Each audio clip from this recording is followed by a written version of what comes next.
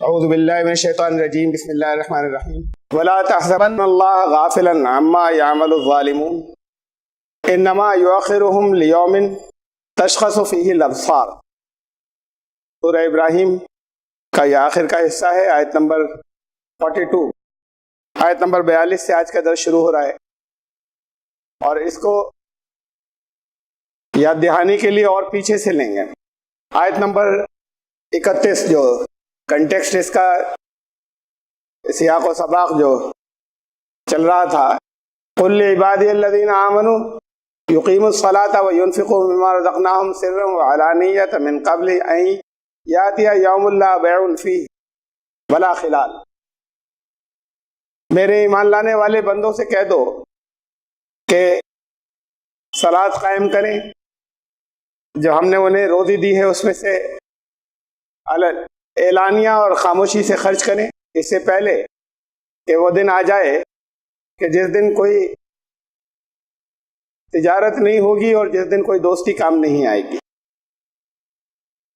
اللہ ہی ہے جس نے آسمانوں اور زمین کو تخلیق کیا، آسمان سے پانی برسایا، تمہارے لیے پھل نکالے، ثمرات نکالے زمین میں سے، اور تمہارے لیے سمندر کے راستوں سے بھی تجارت اور سفر کرنا، روزی کا ایک دوسرے سے ایک جگہ سے دوسری جگہ پہنچانا آسان کر دیا، جہازوں کو چلایا پانی کے اندر، اور تمہارے لیے دریاؤں کو مسخر کر دیا۔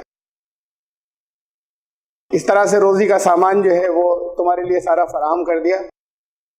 سورج اور چاند کی جو گردشیں ہیں ان کو ایک قانون کا تابع بنایا، رات اور دن بھی تمہارے لیے مسخر کر دیے کہ وہ ایک نظام ایسا، اس نظام کے تحت چلتے رہتے ہیں کہ جس میں کوئی کمی بیشی نہیں ہوتی، تاکہ تم اسے معلوم کر کے اپنی ضرورتوں کو حل کرو۔ جو کچھ بھی وآتاکم من کل ما سألتموہ، جس چیز کی تمہیں ضرورت تھی وہ سب تمہیں فراہم کیے، اور اللہ کی تو یہ تو بہت سی نعمتوں کے نام ہوئے، کسی ایک بھی نعمت کو اگر گننا چاہو تو اس کا شمار نہیں کر سکو گے، لیکن انسان ظلم حدوں کو پار کرنے والا ہے اور انسان ناشکرا ہے، کفار۔ یہ تھا جو مضمون چل رہا تھا پیچھے سے، یاد دہانی کے لیے میں نے اسے دہرایا، اور اس کے بعد پھر تاریخی طور پر حضرت ابراہیم کی مثال دی کہ انہوں نے بیت اللہ کی تعمیر کے لیے کیا کیا اور شکریہ انہوں نے کیسے ادا کیا۔ تمہارے پاس یہاں دن رات نعمتیں موجود ہیں، اور انہوں نے اپنی ذریت کو، اپنی اولاد کو اور اپنی بیوی کو وہاں لے جا کر بسایا جہاں کوئی آبادی نہیں تھی، پانی نہیں تھا، سبزہ نہیں تھا، اس مقصد کے لیے جو تم سے کہا گیا ہے کہ صلاۃ قائم کرو۔ اور پھر انہوں نے شکر اس نعمت کا کیسے ادا کیا، پھر کافی دور تک یہ چلا ہے، یہ مثال آئی تھی۔ اور اس کے بعد پھر آج کا درس ہے، آج کی آیت سے وَلَا تَحْسَبَنَّ اللَّهَ غَافِلًا عَمَّا يَعْمَلُ الظَّالِمُونَ، تم یہ گمان نہ کر لینا کہ اللہ کو خبر نہیں ہے، اللہ غافل ہے ان لوگوں کے عمل سے جو ظالم ہیں، جو چیزوں کو، معاملات کو، احکامات کو اپنے اصل مقام پر نہیں رکھتے، اس میں کمی بیشی کرتے ہیں، اور اس طریقے سے یہاں عدم توازن، اسنتولن پیدا ہو جاتا ہے، یہاں فساد پیدا ہوتا ہے۔ تو وہ جو کچھ کر رہے ہیں، اللہ کو یہ مت سمجھنا کہ اللہ کو خبر نہیں ہے۔ انما یؤخرهم لیوم تشخص فیہ الابصار، ان کا فیصلہ تو طے ہے، آگے بڑھتا جا رہا ہے، اس لیے کہ اللہ کے ہاں مہلت ہوتی ہے، اس مہلت میں بھی، اس مہلت کے وقفے میں بھی ان کے عمل کا بدلہ ملتا رہتا ہے، لیکن ظاہر نہیں ہوتا، سامنے نہیں آتا۔ وہ اعمال کے نتیجے ہلکے ہلکے کر کے اکٹھے ہو رہے ہیں، جو ابھی نکل کر سامنے محسوس شکل میں سامنے نہیں آئے.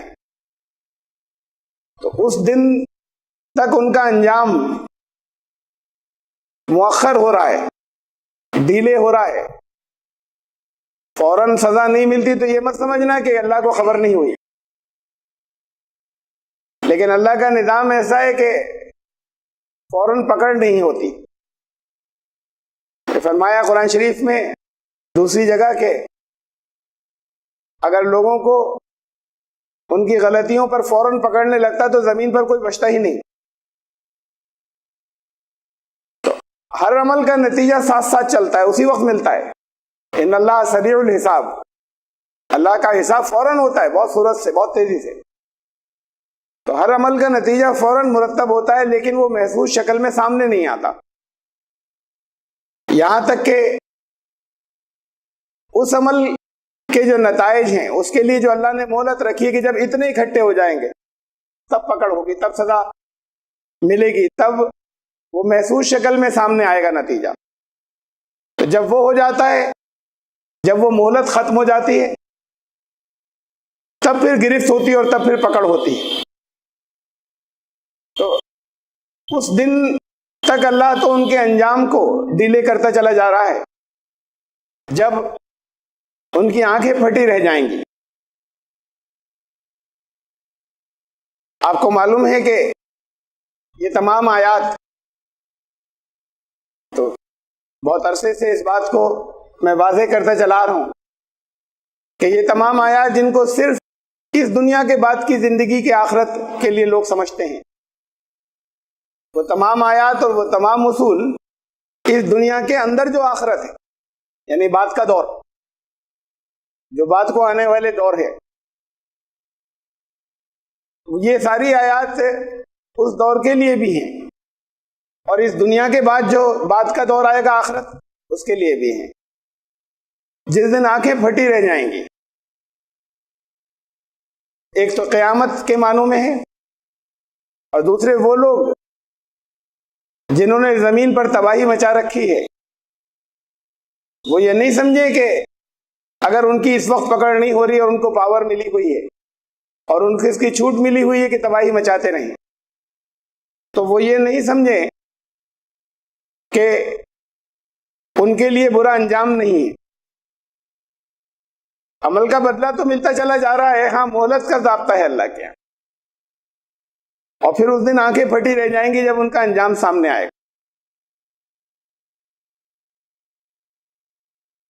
مہطعین مقنعی رؤوسہم، وہ دوڑے چلے جا رہے ہوں گے اپنے سر اوپر اٹھائے ہوئے، بھاگے چلے جا رہے ہوں گے. یہ سر اوپر اٹھائے ہوئے کسی امید اور آس میں، وہ لوگ لفظ جو یہ اپنے سروں کو اوپر اٹھائے ہوئے جو بولا جاتا ہے، اوپر، آپ بھی اپنی زبان میں بولتے ہیں کہ وہ اوپر والا جانتا ہے، اوپر والا سب دیکھ رہا ہے. تو تصور اوپر کا ہے کہ فیصلہ کرنے والا اوپر ہے. تو اس مناسبت سے لفظ اوپر ہے کہ اپنے سر جو ہیں وہ اٹھائے بھاگ رہے ہوں گے. جب ان کا انجام سامنے آئے گا، اس دنیا میں بھی جب ان کا انجام سامنے آئے گا اور آخرت میں بھی، لا یرتد الیہم طرفہم، ان کی نگاہیں خود اپنی طرف بھی اس دن نہیں اٹھیں گی. یعنی پریشانی کا اور دہشت کا، ان کی اور پریشانی کا اور گھبراہٹ کا یہ عالم ہوگا. وَأَفْئِدَتُهُمْ ہوا، اور ان کے جو دل ہیں یا عقلیں ہیں وہ اڑی جا رہی ہوں گی اس دن.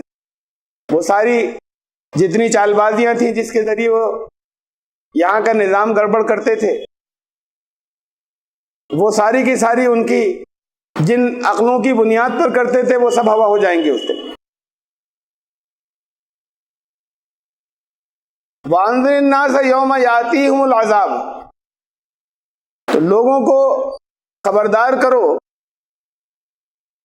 اس دن سے جس دن وہ عذاب آ پہنچے گا، جس دن وہ عذاب ان کو گرفت میں اپنی لے لے گا، فَيَقُولُ الَّذِينَ ظَلَمُوا رَبَّنَا أَخِّرْنَا إِلَىٰ أَجَلٍ قَرِيبٍ،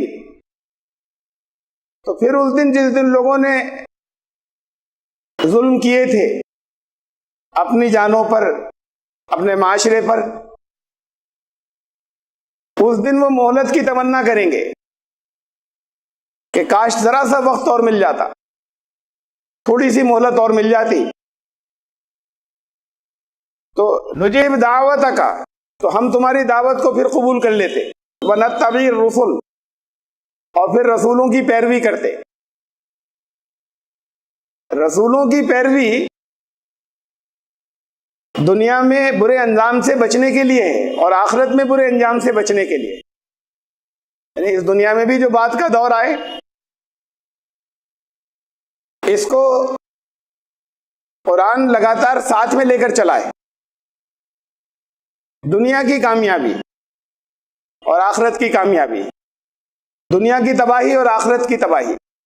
انتم الاعلون ان کنتم مؤمنین، کامیابی تمہاری ہوگی، سربلند تم ہوگے اگر ان اصولوں کو مانا تم نے، جو اصول اور جو ضابطہ اللہ کی طرف سے آیا تھا۔ تو یہ ہے ایمان، اگر تم ایمان لانے والے ہوئے۔ یہ خالی لا الہ الا اللہ زبان سے کہنے کا نام نہیں، قرآن نے تو اصول بتا دی پوری زندگی کے لیے کہ کامیابی کے اصول کیا ہیں اور تباہی ان اصولوں پر نہیں چلنے کی وجہ سے تباہیاں آئیں گی۔ اس کی خوشخبری دینے کے لیے رسول آتے تھے جو کامیابیاں حاصل ہوں گی، اور اس انجام سے ڈرانے کے لیے آتے تھے جو ان اصولوں پر عمل نہیں کرنے کی وجہ سے سامنے آئے گا۔ بشیر اور نذیر، بشارت دینے کے لیے آتے تھے رسول، اور اس انجام سے ڈرانے کے لیے، یا اس انجام سے انہیں خبردار کر دو کہ جب مہلت ختم ہو جائے گی، ابھی تو محسوس شکل میں سامنے نتیجہ نہیں آیا ہے، تو سمجھ یہ رہے کہ ہم جو دل چاہے کریں، کسی طرح کی کوئی پکڑ نہیں۔ اس دن وہ یہ تمنا کریں گے کہ کاش تھوڑی سی مہلت اور مل جاتی،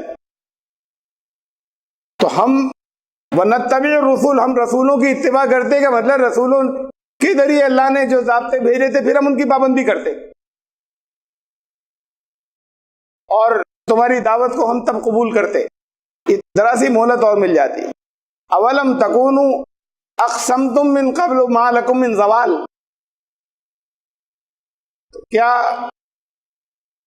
اس سے پہلے تم قسمیں نہیں کھایا کرتے تھے کہ ہمارا تو زوال کبھی نہیں ہوگا؟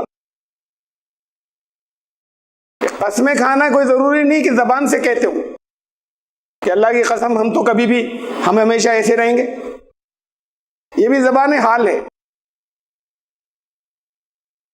اور یہ جملہ کوئی پوچھ نہیں رہا ہے، جب وہ یہ تمنا کریں گے یہیں اسی دنیا کے اندر کہ کاش ہمیں وقت اور مل جاتی، مہلت اور مل جاتی، تو ایسا نہیں کہ کوئی آواز آئے گی اللہ کی طرف سے کہ پہلے تو بڑی قسمیں کھاتے تھے کہ ہمارا زوال نہیں ہوگا۔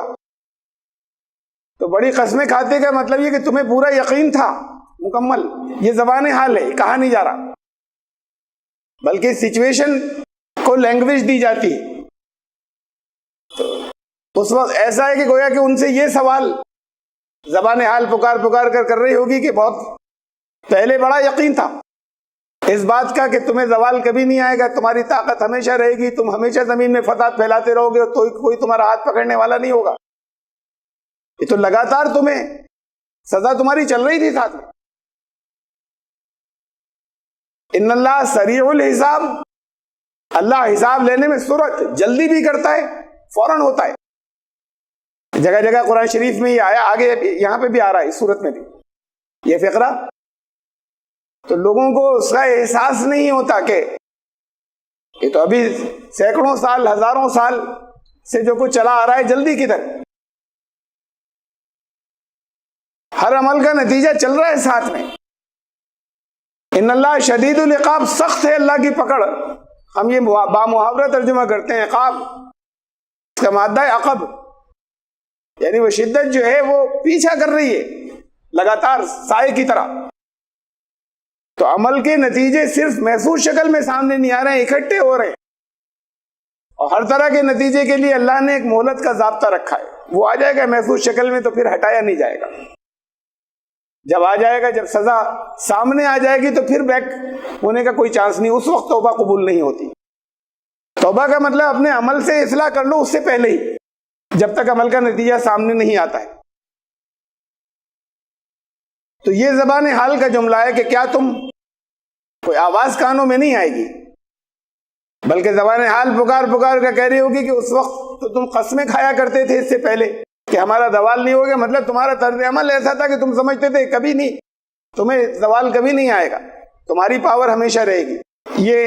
یہ ہے سورہ یونس کی ایک آیت ہے، ثم اذا ما وقع آمنتم به، جب وہ نتیجہ نکل کر سامنے آ جائے گا عمل کا تو پھر اب کرو گے توبہ، اب کوئی فائدہ نہیں۔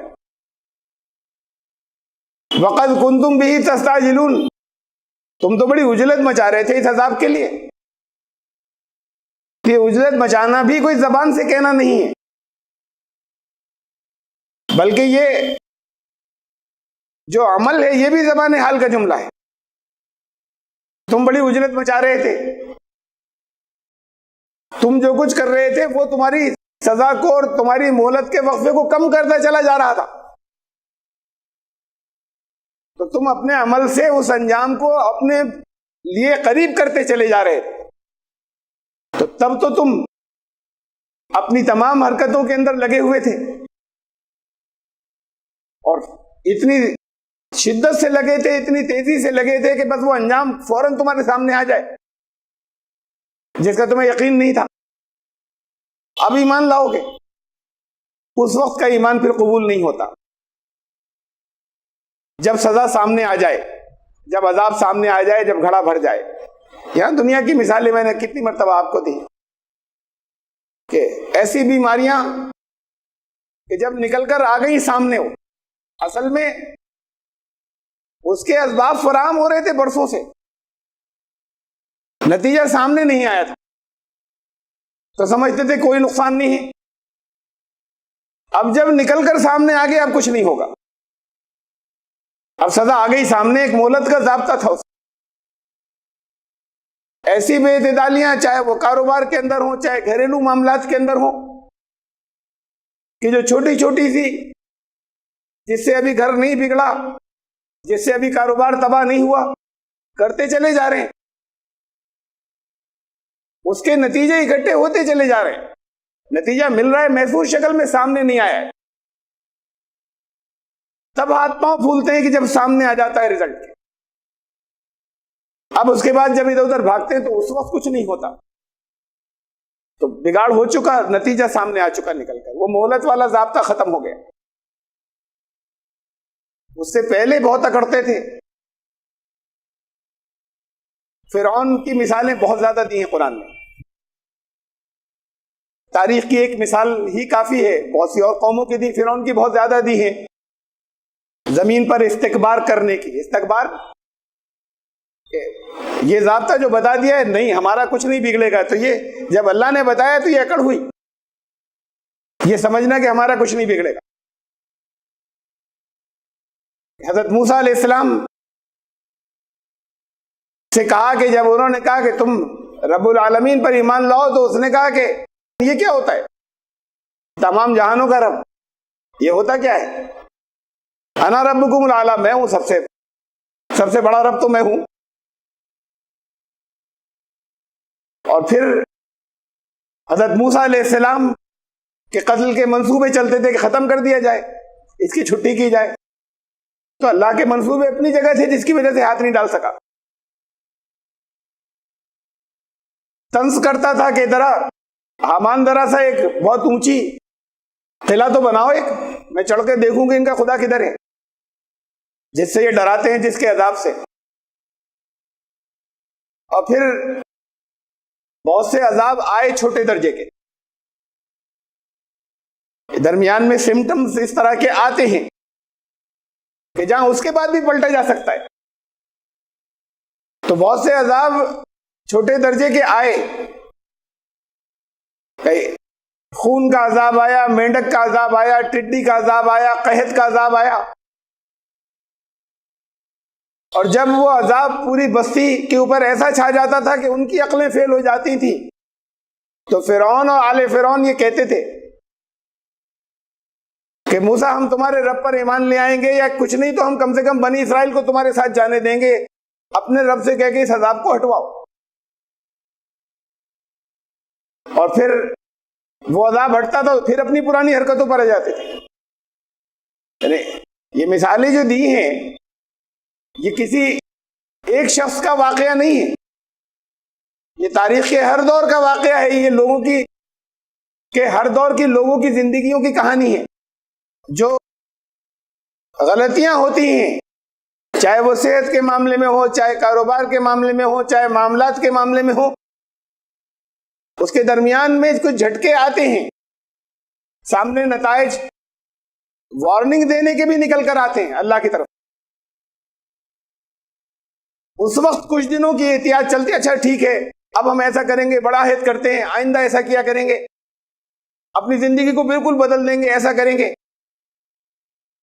اور پھر جب اللہ کی طرف سے وہ پریشانی دور کی جاتی ہے، اس لیے کہ ابھی وہ مہلت والا حصہ ہے باقی، تو پھر اسی ڈگر کے اوپر ہوتے ہیں دوبارہ. وہ سب وعدے ختم ہو جاتے ہیں، وہ سب عہد، وہ سب ارادے ختم ہو جاتے ہیں کہ اب آئندہ کیسے زندگی گزاریں گے. پھر جو آخری پکڑ ہوتی ہے تو اس کے بعد پھر نہیں چھوڑا جاتا.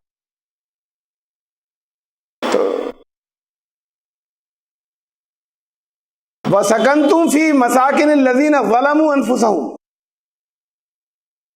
تم نے یہ بھی نہیں دیکھا کہ تم جن بستیوں میں رہتے ہو اس میں تم سے پہلے جو لوگ رہتے تھے، اس میں اگر لوگ ظالم تھے، اس میں اگر لوگ انہی بستیوں میں، تمہاری انہی آبادیوں کے اندر ایسے لوگ گزرے کہ بڑا دہاڑتے تھے، بہت اکڑتے تھے، ان کے انجام کیا ہوئے، ان کی نسلوں کے انجام کیا ہوئے؟ جنہوں نے اپنی نفسوں پہ بڑا ظلم ڈھائے تھے، اب تم انہی کی بستیوں میں رہتے ہو. انہی کی بستیوں میں رہتے ہو کا مطلب یہ کہ وہاں تمہارے پاس قصے موجود ہیں. خالی بات اتنی نہیں ہے کہ تم وہ سمود کی بستی کو جا کر دیکھو، عاد کی بستی کو جا کر دیکھو. تمہاری اپنی بستی میں بڑے بڑے تیس مار خاں تھے، جنہوں نے اپنی جانوں پر بڑے ظلم کیے تھے، جنہوں نے اصولوں کی بڑی خلاف ورزی کی تھی. اب وہ گزر گئے تو ان کے حالات بھی تو تمہیں نسل در نسل پہنچے، تمہارے اپنے یہاں کے تو پہنچے، اگر دوسری جگہوں کے نہیں پہنچے تو. وَتَبَيَّنَ لَكُمْ، ان حالات کو تمہارے لیے واضح کر دیا گیا. بعض بستیوں کے حالات اللہ نے اس کلام کے ذریعے، قرآن کے ذریعے تمہیں بتائے کہ انہوں نے کیا کیا کہا تھا، اور انہوں نے کیسے کیسے، وہ کس انداز میں وہ مغرور ہو گئے تھے، کیا ان کی حرکتیں تھیں، اور پھر ان کے ساتھ کیا ہوا. اور تمہاری بستیوں کے حالات تمہارے اپنے پرکھوں نے، تمہارے آباء و اجداد نے، تمہارے بستی کے اور بڑوں نے تم تک پہنچائے کہ کون کون یہاں پر کیسے تھے، اور پھر ان کی ہوا ختم ہو گئی، کیسے ان کا انجام کیا ہوا. کیف فعلنا بہم، کہ ہم نے ان کے ساتھ کیا کیا، یہ تو تم تک پہنچا. وَتَبَيَّنَ لَكُمْ، تمہارے لیے کھول کر بتا دیا گیا، نہیں واضح کر دیا گیا. وَضَرَبْنَا لَكُمُ الْأَمْثَالَ، تو تمہارے لیے طرح طرح کی ہم نے مثالیں رکھی ہیں، مثالیں بیان کی، مثالوں کے ذریعے چیزوں کو واضح کیا کہ تم اپنے یہاں آنکھیں کھول کر دیکھو، تاریخ کے معاملے میں آنکھیں کھول کر دیکھو. وہ جو دور کی بستیوں کے حالات ہیں، کچھ تاریخ کے پرانے، کچھ اللہ نے تم تک پہنچائے. اب تم تو آپ اس دور کے اندر آ گئے کہ جہاں انٹرنیٹ کے اس دور کے اندر آ گئے کہ جہاں جس بستی کے پرانے جو واقعات معلوم کرنے ہوں وہ سارے تمہارے سامنے یہی بیٹھے بیٹھے آ جائیں کہ کیا گزرا تھا اور کیا ہوا تھا. تو ساری مثالیں تمہارے لیے کھول کھول کر بیان کر دی گئی. وَقَدْ مَكَرُوا مَكْرَهُمْ وَعِندَ اللَّهِ مَكْرُهُمْ، بڑے بڑے فریب ان لوگوں نے کیے. اللہ کے پاس ان کا یہ سارے فریب اللہ کے کنٹرول میں تھے. وہ سمجھتے تھے کہ ہمارا کچھ نہیں ہوگا. جنہوں نے یہاں پر زمین کے اوپر فساد مچایا، بے اعتدالیاں کی، خود اپنے ساتھ میں، معاشرے کے ساتھ میں. تو اس وقت وہ نشے میں چور تھے اپنے اور سمجھتے تھے کہ ہمارا کچھ نہیں گزرے گا، لیکن ان کی جتنی فریب تھے وہ سارے کے سارے اللہ کے کنٹرول میں تھے. حالانکہ اپنے نزدیک وہ سمجھتے تھے وہ انکانہ مکروم لتزول منہ الجبال، کہ اس درجے کی چالیں تھی کہ پہاڑ ہل جائیں ان سے. لیکن یہ پہاڑ تو ان کے لیے بہت بڑی چیز ہو گئی. اللہ کی اس کائنات کے اندر تو کوئی حقیقت ہی نہیں ان پہاڑوں کی. اللہ کے پاس ان کے سارے مکر جو تھے اس کا توڑ تھا، اس کا جواب تھا، اور وہ جواب ان کے لیے چل رہا تھا. وَلَا تَحْسَبَنَّ اللَّهَ مُخْلِفَ وَعْدِهِ رُسُلَهُ، اور یہ بھی مت گمان کر لینا. اس سے پہلے تو کہا تھا کہ یہ گمان مت کر دینا کہ جو عمل وہ کر رہے ہیں اللہ اس سے غافل ہے. یہ مت سمجھ لینا تمہارے سامنے نتائج نہیں آ رہے نا ان قوموں کے جنہوں نے ظلم کیا، ان لوگوں کے جنہوں نے اپنی بستیوں میں ظلم کیا. افراد کی زندگی الگ ہوتی ہے، قوموں کی زندگیاں الگ ہوتی ہیں، اس کی چند نسلوں کے بعد قوموں کے نتائج ان کے سامنے آتے ہیں. اس کے بعد فرمایا کہ یہ بھی مت سمجھ لینا کہ اللہ نے اپنے رسولوں سے جو وعدے کیے تھے اللہ کا وعدہ غلط ہے. ان اللہ عزیز ذو انتقام، کوئی وعدہ کرے اس کے بعد اس کی طاقت میں نہیں رہا پورا کرنا، اس کے بس کی بات نہیں رہی. کوئی عہد کیا تھا تو وہاں تو اسے معذور سمجھا جا سکتا تھا کہ بڑا ایماندار، بالکل سچا تھا، اس نے غلط نہیں کہا، لیکن اب حالات ہی نہیں بچے اس کے. اللہ کے ساتھ ایسا نہیں ہے کہ کبھی ایسے حالات ہوں کہ وہ اپنے وعدے کو پورے کرنے کے قابل نہ بچے. یہ عزیز، وہ قوت والا ہے، وہ طاقت والا ہے، اس کی طاقت ہمیشہ رہنے والی ہے. تو انتقام، اور آپ جو کچھ وہ منصوبے بناتے ہیں اس کے بتائے ہوئے نظام کے مطابق تو اللہ اس کا بدلہ دینے والا بھی ہے. یہ بدلہ بھی اللہ نے مقرر کر رکھا ہے. تو بدلے کا اس کے یہاں قانون بھی ہے، اور اس کی پاور بھی ہمیشہ رہے گی کہ وہ بدلہ ان کو دے سکے. ایسا نہیں کہ آج تو کہہ دیا لیکن کل اس قابل ہی نہیں بچے کہ ہم بدلہ دے سکیں انہیں. آج وعدہ کر لیا تھا، کبھی وعدہ کر لیا تھا رسولوں سے، بات کو یہ پاور ہی نہ بچے. تو اللہ کے ساتھ تو ایسا نہیں ہے، وہ عزیز بھی ہے اور ذو انتقام بھی ہے. اللہ کے اپنے رسولوں سے وعدے کیا تھے؟ 2 مقامات قرآن شریف کی میں نے نقل کیے ہیں. سورہ صافات میں چھوٹی چھوٹی سی 3 آیتیں ہیں. وَلَقَدْ سَبَقَتْ كَلِمَتُنَا لِعِبَادِنَا الْمُرْسَلِينَ، ہمارا یہ کلمہ، ہماری یہ بات پہلے ہی فائنل ہو چکی ہمارے مرسلین کے لیے، ہمارے مرسلین بندوں کے لیے، جن بندوں کو ہم نے رسول بنا کر بھیجا، ان کے لیے یہ بات پری ڈیسٹنڈ تھی، پہلے سے لکھ دی گئی تھی، فائنل کر دی گئی تھی. انہم لہم المنصورون، کہ ان سب کی لازمن نصرت ہوگی. جو دیکھیے یہ فرق رسول اور نبی کا جو فرق آتا ہے، اس میں نبیوں کے ساتھ میں نصرت کا اسی دنیا کے اندر وعدہ نہیں ہے، رسولوں کے ساتھ میں ہے. عام طور سے جو فرق بیان کیا جاتا ہے، جو لوگوں میں مشہور ہے کہ نبی وہ ہوتے تھے کہ جو پچھلے رسول کی شریعت پر چلاتے تھے اور پچھلے رسول کی کتاب پر عمل کرواتے تھے، اور رسولوں کے ساتھ نئی کتاب آتی اور نئی شریعت آتی تھی. یہ قرآن شریف کے مطابق غلط ہے. یہ بڑا باریک اور بڑا اہم موضوع ہے کہ نبی اور رسول میں کوئی فرق ہے یا نہیں ہے. بعض لوگ کہتے ہیں کوئی فرق نہیں ہے، اور بہت سی اور پرانی روایات کی بنیاد پر جو چیزیں جو لوگ فرق بتاتے ہیں وہ فرق بھی غلط ہے. تو یہ تو الگ ایک اپنی جگہ پہ وسیع موضوع ہے، لیکن ایک فرق یہ ہے، جو فرق ہے کچھ رکھے ہیں قرآن میں، کہ رسولوں کے لیے نصرت ہے اسی دنیا کے اندر. ہماری یہ بات اپنے ان بندوں کے لیے جو رسول تھے، یہ پہلے سے فائنل تھی کہ ان سب کی نصرت کی جائے گی. انہم لہم المنصورون وان جندنا لہم الغالبون، اور ہمارا ہی لشکر ہمارے لشکر میں ہے وہ، اور ہمارے لشکر کو غالب ہونا ہے۔ نہیں، فتح کا وعدہ ہے اسی دنیا کے لیے، غالب آخرت میں تھوڑی ہوں گے، وہاں کوئی ایک دوسرے پہ غالب نہیں ہوگا۔ یہ اللہ کی طرف سے سزا پا رہے ہیں، ان کے اوپر کوئی غلبہ جنت والوں کا نہیں ہوگا اہل جہنم پر، اور نہ اہل جہنم ایک دوسرے کے اوپر کوئی کسی طرح کی حکومت چلائیں گے۔ وہاں غلبے کا مسئلہ نہیں ہے، وہاں غلبہ اسی دنیا کی بات ہے، پاور، ہمارا ہی لشکر غالب ہوگا۔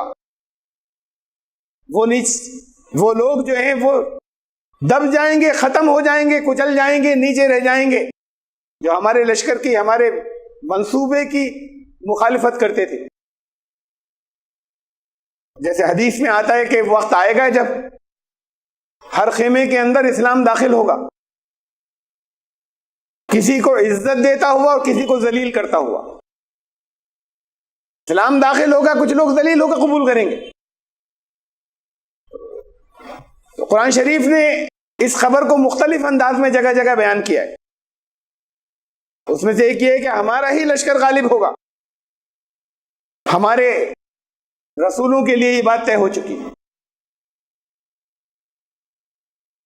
اس میں ایک بات اور توجہ کی ہے، اس لیے کہ یہ وعدہ رسولوں سے غلبے کا اور اسی دنیا میں فتح کا اور کامیابی کا۔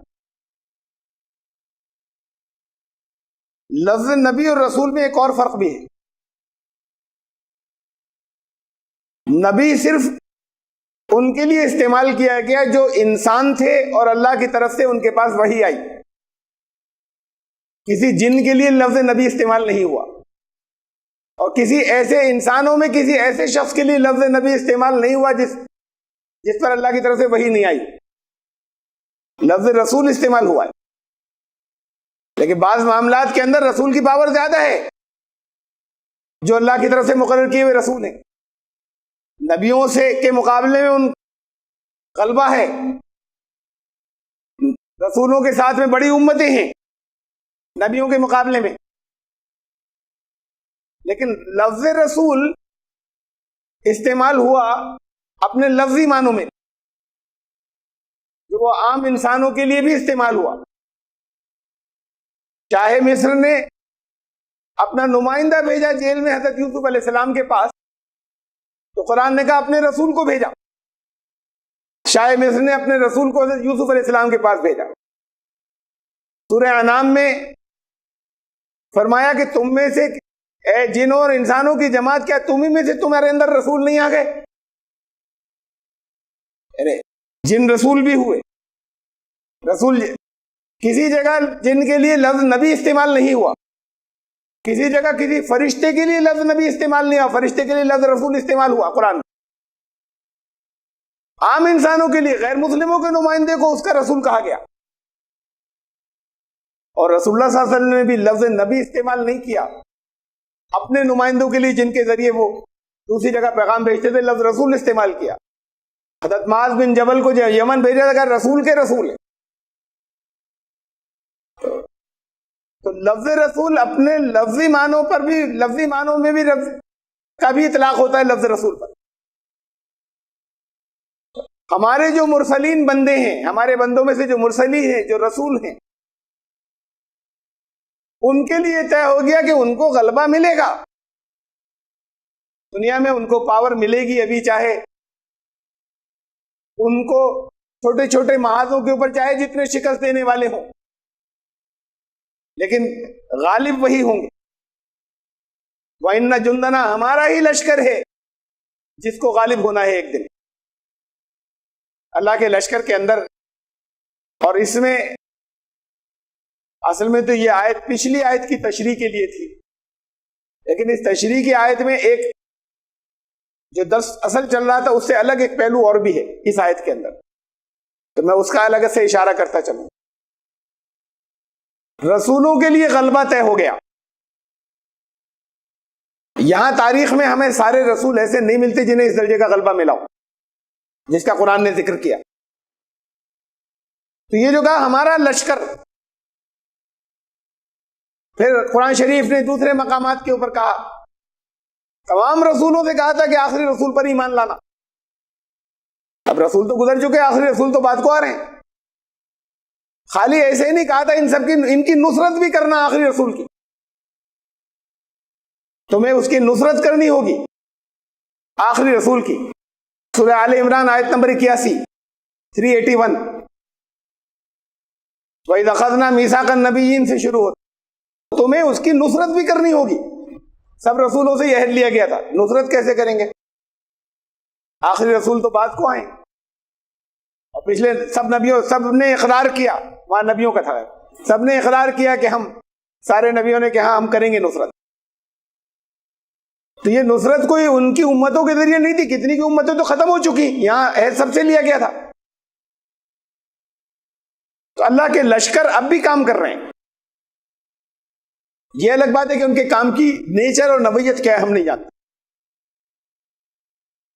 جو عمل کی مہلت تھی ختم ہو گئی، غلبہ ہوگا ان رسولوں کا، اور الگ الگ نہیں، بعثت مجموعی جو اللہ کا لشکر ہے جس میں شامل ہیں سارے، وہ اس کا غلبہ ہونا ہے. جس میں مادی طور پر یہاں پر وہ انسان جو محمد رسول اللہ صلی اللہ علیہ وسلم کے رسول ہیں، ان کا پیغام لے جانے والے، اس کی کوشش کرنے والے کہ وہ نظام قائم ہو جو ان کے ذریعے اللہ نے بھیجا، اور وہ لشکر جو روحانی طور پر کام کر رہے ہیں اللہ کے. ہمارا لشکر جس میں وہ رسول ہیں وہ اس کو کامیاب ہونا ہے. دوسری جگہ کہا اسے سورہ مجادلہ میں، کتب اللہ نے لکھ دیا، یہ فائنل کر دیا، یہ تو پہلے سے طے ہے. یہ ایسا نہیں کہ بعد کو کچھ ہوگا تو اس کے نتیجے میں یہ فلاں بات پیش آئے گی. لَأَغْلِبَنَّ انا ورسلی، اپنے آپ کو بھی اللہ نے شامل فرمایا، میرا غلبہ ہوگا اور میرے رسولوں کا. یہ اللہ نے لکھ دیا، فائنل کر دیا ہے، اپنے آپ کو بھی شامل کیا اس آیت میں. تو اللہ کا غلبہ تو ہے پوری کائنات پر، نہیں ہے کہیں پر کہ اس میں کس کو شک ہے کہ غلبہ اس کا، وہ جو چاہے اس کی مرضی کے بغیر پتہ بھی نہیں ہلتا. کیا میرا غلبہ ہوگا، کیا مطلب کہ یہ ایک لمیٹڈ حصے کے اندر، ایک محدود حصے کے اندر انسانوں کو جو عمل کی آزادی دی ہے کہ چاہیں تو اللہ کی پسند کا نظام اپنے اوپر، اس نظام کو قائم کریں جس کے تحت اپنے آپ کو کر دیں جو اللہ کی پسند کا، اور چاہے تو اس کی خلاف ورزی کریں. اللہ چاہے تو نہیں ہوگا،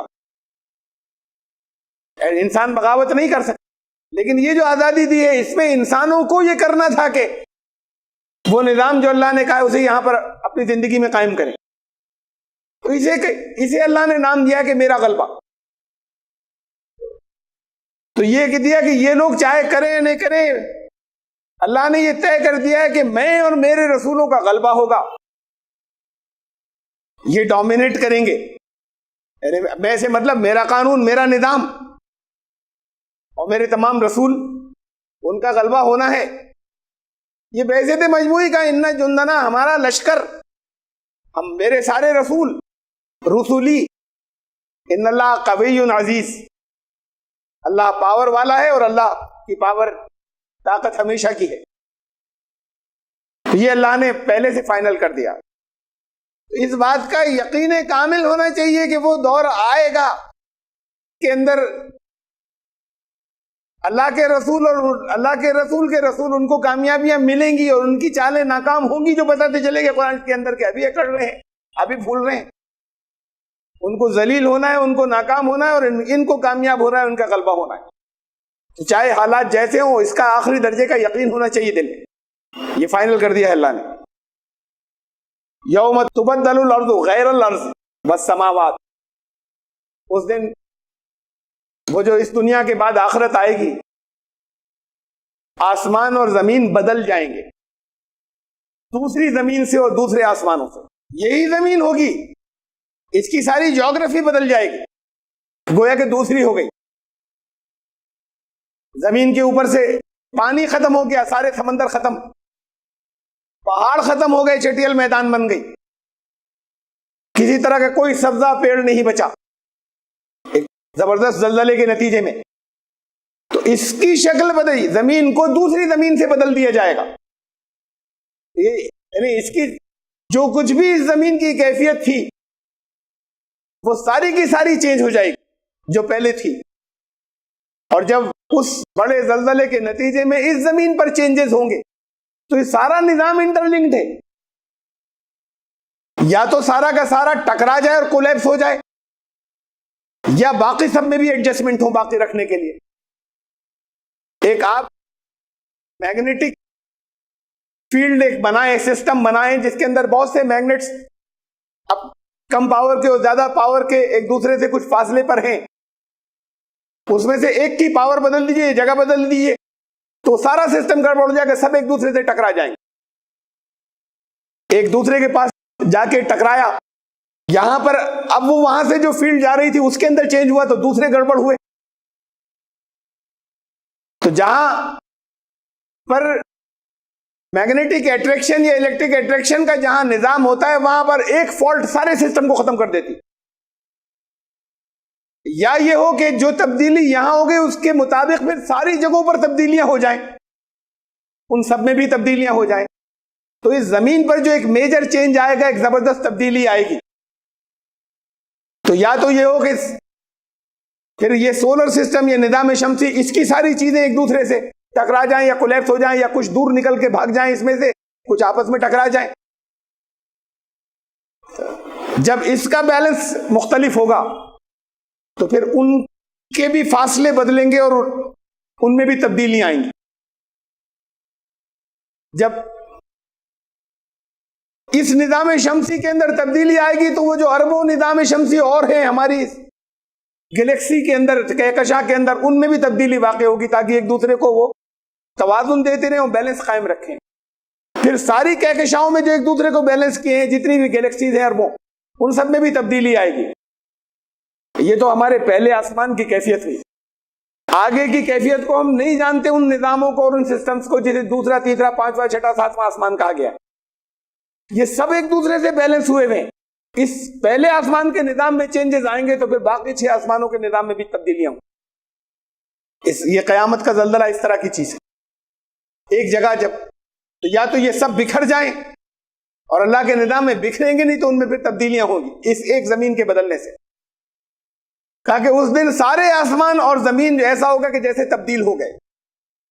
وَبَرَزُوا لِلَّهِ الْوَاحِدِ الْقَهَّارِ, اور اس دن جو حاضری ہوگی پھر سب پکار اٹھیں گے گویا کہ پھر زبان حال. آج ساری پاور جو کچھ بھی ہے جس کے سامنے ہم حاضر ہوئے ہیں, آج کسی کی کچھ نہیں چلتی, پہلے بھی نہیں چلتی, لیکن اس وقت ساری چیزیں اس طریقے سے واضح ہو کے سب کے سامنے ہو جائیں گی کہ وہ جو قہار ہے, وہ جو اللہ کی ذات, جو ان کے اوپر قہر ڈھانے والی جو ظالم تھے, وہ اکیلی اور جبر سے سارے قانون کو چلانے والی, اب ساری ایک ہی ذات ہے اس وقت جس کی پاور نکل کر سامنے آ گئی. اب کسی اور کی کوئی پاور نہیں بچی.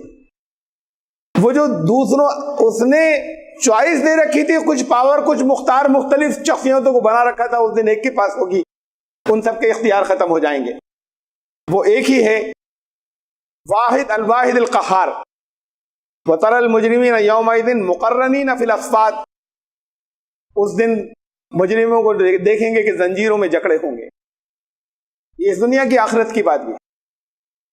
اس دن جیل جا رہے ہوں گے وہ جو دوسروں کو تباہ کیا کرتے تھے یہاں پر, تو اس دن زنجیروں کے اندر وہ جکڑے ہوں گے. اور ضروری نہیں کہ جیل جانے کا مطلب یہی زنجیریں ہو, یہ جیل جانا ہی ہو زنجیروں میں جکڑنا.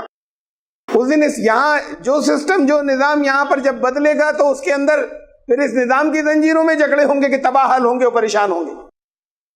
اور آخرت میں اس دن زنجیروں کے اندر جکڑے ہوں گے. سرابیلہم من قطران, اور ان کے لباس اس دن گندھک کے ہوں گے. وتغشا وجوہہم النار, اور وہ جب جلتی ہوگی تو لباس چپک جاتے, تو چپکنے کے بعد پھر گندھک خود بھڑکتی ہے. یعنی خالی لباس و چہرہ محفوظ نہیں, اس کی لپٹیں جو ہیں وہ چہرے کو جلائیں گی. ان کی حالت جو ہوگی وہ یہ ہوگی کہ پھر کسی طریقے سے کوئی جائے پناہ کہیں نہیں ہوگی. لیجزی اللہ کل نفس ما کسبت, یہ سارا پہلے سے بتا دیا گیا ہے, یہ انجام سامنے آنا ہے. اور یہ اس وجہ سے کہ پھر ہر ایک کے سامنے اس کی کمائی آ جائے. ان اللہ سریع الحساب، بات آ گئی کہ اللہ کا حساب تو بڑی تیزی کے ساتھ میں ہوتا. اب تیزی سے حساب چل رہا تھا، اب حساب کا نتیجہ آ گیا سامنے، یہ وہ دن ہوگا. اور پھر اب آخری آیت ہے سورت کی، جو سورہ ابراہیم کی، ھذا بلاغ للناس، یہ ہے بلاغ دنیا کے انسانوں کے لیے، یہ پہنچانے لائق چیز یہ پہنچا دی گئی. یہ وَلِيُنذَرُوا بِهِ، تاکہ اس کے ذریعے، اس پہنچانے والی چیز، اس کلام کے ذریعے، اس قرآن کے ذریعے ان کو وارننگ سب کو دے دی جائے کہ تمہارے انجام یہاں سامنے آنے ہیں یہاں پر. اب وارننگ کوئی سنے چاہے نہ سنے، اپنے نشے میں، اپنی پاور کے اندر جو اس کو چھوٹیں ملی ہوئی ہیں، چاہے وہ صحت کے معاملے میں ملی ہوئی ہیں، چاہے وہ گھریلو حالات کے معاملے، چاہے معاشرے کے اندر ملی ہوئی ہیں، چاہے سیاست میں ملی ہوئی ہیں، چاہے مذہبی پیشوائیت میں ملی ہوئی ہیں، تو یہ نہیں سمجھے کہ اس کے انجام سامنے نہیں آنے. یہ ساری بات پہنچا دی گئی.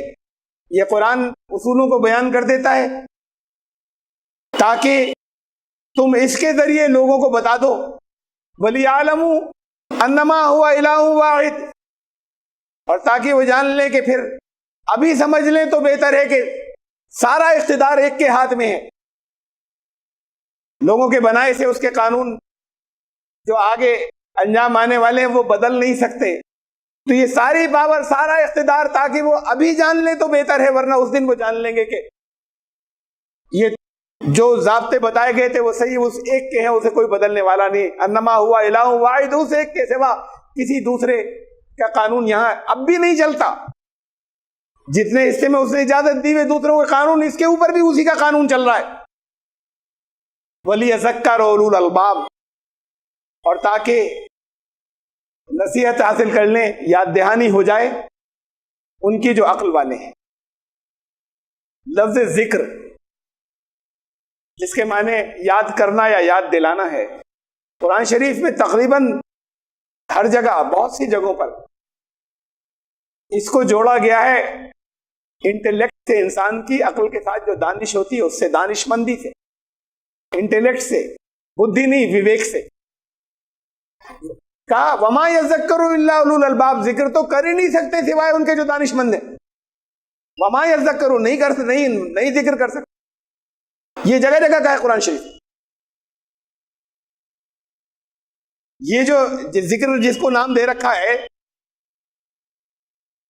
تسبیح ہے، جسے اصل میں تو تسبیح بھی ہم نے اردو میں اس کا نام رکھ لیا، عربی میں اسے تسبیح بھی نہیں کہتے، جیسے ہم اردو میں تسبیح کہتے ہیں، مالا.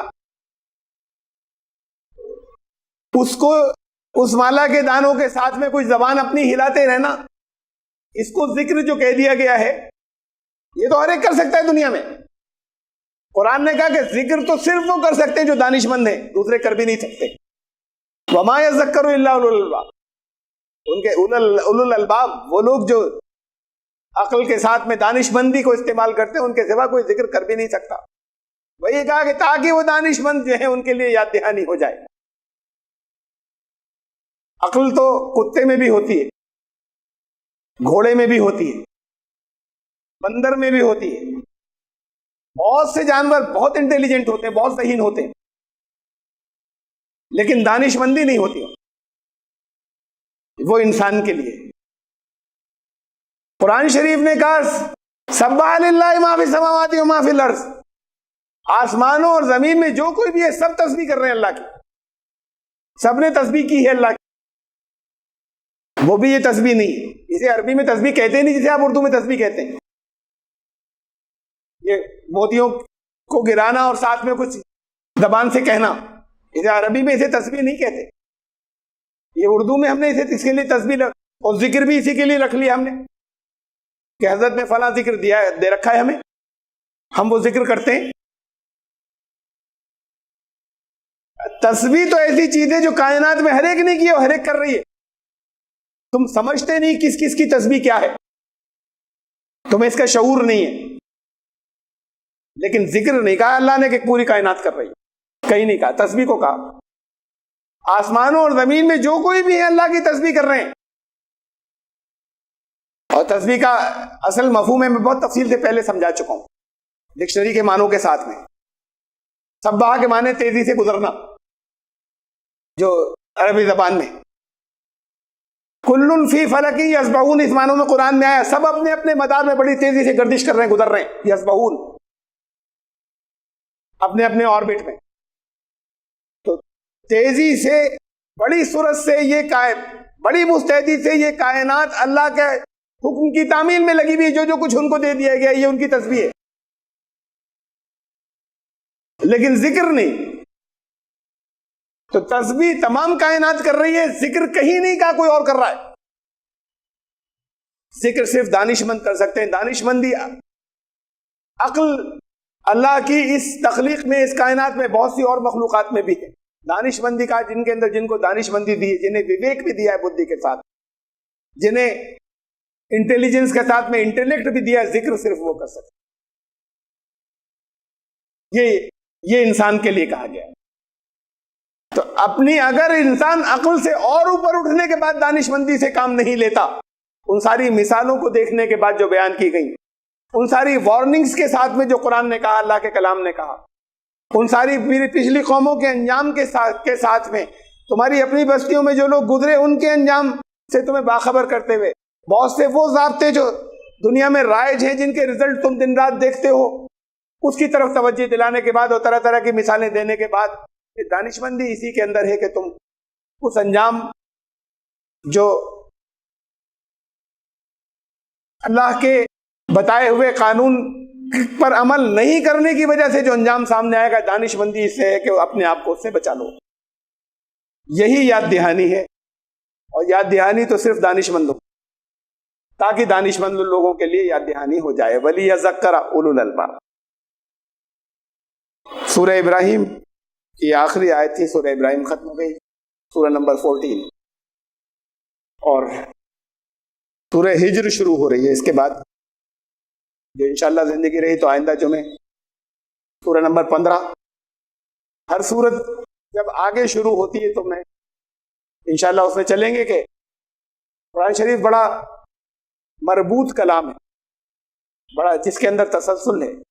جیسے اس کی آیات شروع سے مربوط ہے، اس کے اندر کسی جگہ کوئی بے ترتیبی نہیں ہے، صرف وہ فل ان دی بلینکس ہیں جو آپ کی عقلوں کے مطابق خالی جگہ پر کر لو. جو ان خالی جگہوں کو پر نہیں کرتے وہ سمجھتے ہیں بے ترتیب کلام. ایسے ہی اس کے ساری صورتیں ایک دوسرے سے مربوط ہیں. کون سی صورت پہلے کیوں ہے اور بعد کو کیوں اور بعد کو کیوں ہے؟ سورہ ابراہیم کے بعد یہ مضمون آگے چلا ہے سورہ ہجر میں، ان میں ترتیب کیا ہے آپس میں. اس کے بعد ختم ہونے کے بعد آگے جو اگلی صورت شروع ہوئی، اور پھر اس صورت کے اندر انشاءاللہ ہم آگے چلیں گے آئندہ جمعے کو، اگر زندگی رہی تو. سبحان ربک رب العزت عما یصفون، سلام علی المرسلین، الحمد للہ.